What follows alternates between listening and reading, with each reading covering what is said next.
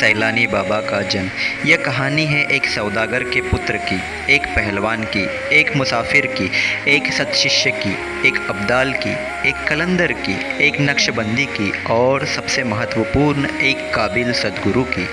अल्लाह का सबसे नेक बंदा जिसने सारी ज़िंदगी सबके भलाई करने में गुजारी है, और कहा जाए तो एक फ़कीर की जो लाखों लोगों के दिल के सिंहासन पर विराजमान एक शहंशाह की है।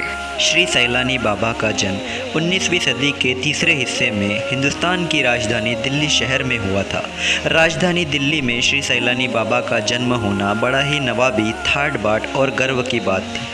शहर के मशहूर जाने माने और धनवान व्यक्ति कालेखा सौदागर हवेली के मालिक थे।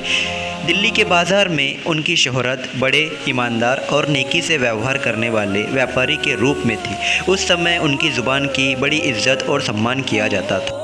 यूसुफजई घराने की परंपरा का पूरा ध्यान रखकर उनके जीने का ढंग बना था। छोटे बड़े का लिहाज न रखते हुए सबके साथ उनका मेल जोल प्यार भरा था।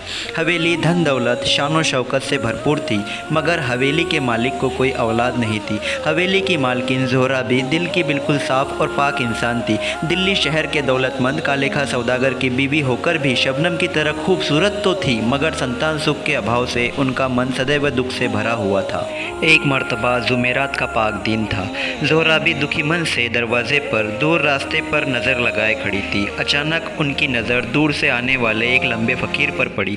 फ़कीर बाबा रास्ते के दोनों तरफ घरों को पार करके सीधे हवेली की तरफ चल पड़े। चलते चलते पल भर के लिए बड़े दरवाजे पर रुक से गए। फ़कीर बाबा के चेहरे पर एक अजीब सी ताजगी और हलचल देखकर ज़ोहराबी ने उन्हें नम्रता से प्रणाम किया और अंदर हवेली में तशरीफ़ लाने की विनती की। फ़कीर बाबा एक हल्की सी मुस्कान करते हुए हवेली के भीतर पधारे और एक बड़े से पेड़ के तले चबूतरे पर अपने कंधे की झोली रखकर बैठ गए। धीमी आवाज़ में उन दोनों में सांसारिक बातों पर गपशप शुरू थी। हवेली में सुबह नौकर चाकरों का आना जाना लगभग शुरू हो चुका था। रहीम चाचा नाम के एक शख्स ने पानी और चाय का प्याला फ़कीर बाबा को आदर के साथ पेश किया। हवेली में छोटे बच्चों की अनुपस्थिति और शांति देखकर फ़कीर बाबा समझ गए।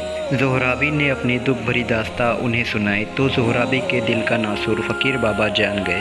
फ़कीर बाबा का हवेली में तशरीफ़ लाना एक ईश्वरी संकेत था। बातों बातों में फ़कीर बाबा ने पल भर के लिए अपनी आंखें मूंद दी और झोली में हाथ डालकर उन्होंने एक बड़ा सा ताज़ा सेफ निकाला और ज़ोहराबी के हाथ में रख दिया।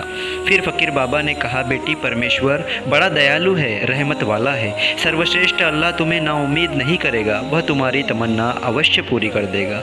सारी कायनात का मालिक, सारे संसार पर अपना हक चलाने वाला, ज़िंदगी और मौत का फैसला करने वाला अल्लाह अपनी असीम रहमानियत से यह फल खाने के बाद तुम्हें पुत्र रत्न की प्राप्ति कर देगा, और फिर तुम्हें जो पुत्र प्राप्त होगा तुम उसका नाम अब्दुल रहमान रखना।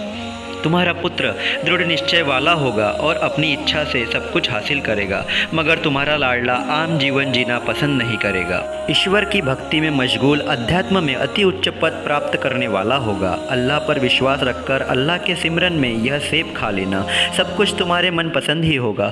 फिर ज़ोहराबी ने अपने बटुए से कुछ चांदी के सिक्के फ़कीर बाबा की कटोरे में डालकर बड़ी विनम्रता से फ़कीर बाबा को प्रणाम किया और फिर फ़कीर बाबा मंद हंसी के साथ दोबारा आशीर्वचन देकर बड़े दरवाजे की तरफ चल दिए।